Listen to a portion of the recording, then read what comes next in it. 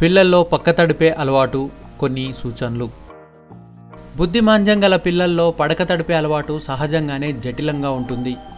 వీరైతే జాగృతావస్థలోనో ఇతర కార్యకలాపాల్లో నిమగ్నమై ఉన్నప్పుడో తమకు తెలియకుండానే కట్టుకున్న బట్టల్లోనే మూత్ర విసర్జన చేసేస్తారు.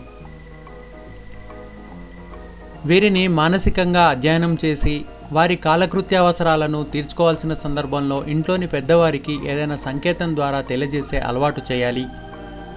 వీరిని నిర్లక్ష్యం చేయకుండా తల్లిదండ్రులు జాగ్రత్తలు తీసుకుంటే వారిని పట్టి పీడించే దురలవాట్లను మానిపించడం ఏమంత కష్టతరం కాదు.